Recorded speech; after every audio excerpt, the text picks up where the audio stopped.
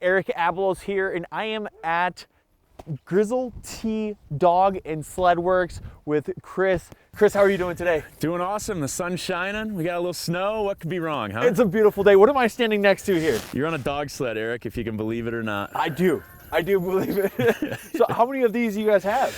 I got a fair number of them, actually. You know, typically we're running about 8 sleds or so twice a day, so we keep pretty busy. 8 sleds twice a day. Yeah, we try and, you know, keep busy, and the snow's here anyway. Yeah.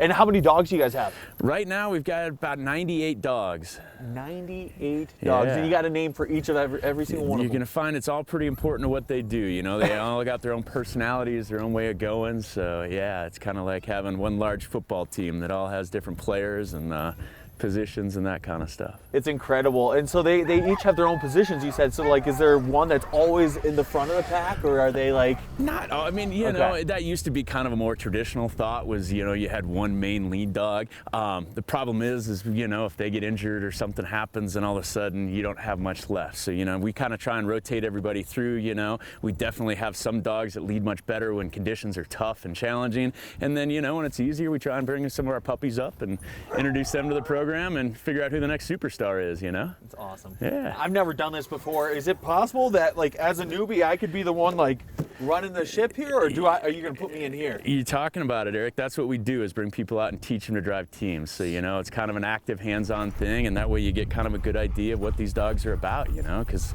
it's one of those things that's hard for people to understand. They go, I don't want to go to work. You want to go to work, you know? Yeah. And these guys have been doing this twice a day, every day since Thanksgiving, and they wake up with that same vigor and desire. And, you know, it's nice to get out and get a feel for it. And without driving, it's sometimes tough. So we try and run an active program out here. We got a great spot we get to go run that we have all to ourselves, so we can kind of help control it, and we'll be out on the trail with you. But no, for the most part, we bring people out and teach them to drive teams. So it's an active, hands-on deal. So no experience required. You can come out here and do this. How long is a trip?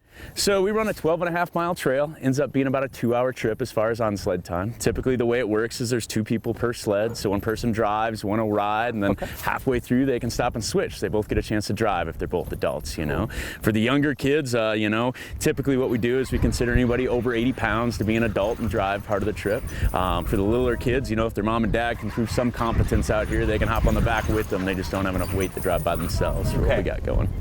Gotcha. And then you said it's just 2 people per sled. Typically, yeah, you know, either that or it can be 2 adults and a small child, that kind of stuff. But yeah, that's typically.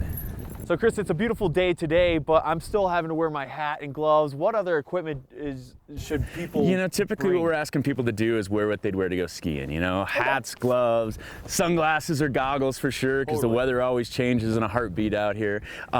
You know, and then some winter boots, that kind of stuff. If people don't have stuff, we do have extra stuff they can use, you know, but in general, we ask people to wear a little bit more than less. It's always easier to take layers off than it is to put them on. If you don't have them, you know, it's really difficult to come up with them out there, you know. So it's kind of a backcountry trip, so we try and have them ready and prepared as far as that goes. Bring a water bottle, peanut butter jelly sandwich. Know, snacks, bring me lunch, that's a great idea, you know.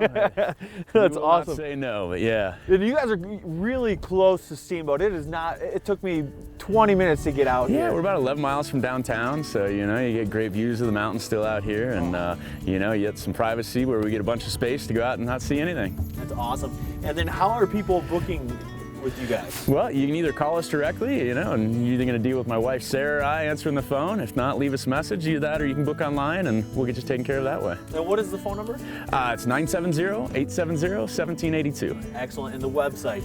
Is steamboatdogsledding.com. That's easy. Yeah, easy as it comes, I think. Awesome, guys. If you guys are in the Steamboat area, you have to come out here and try this. I can't even wait to get on this sled.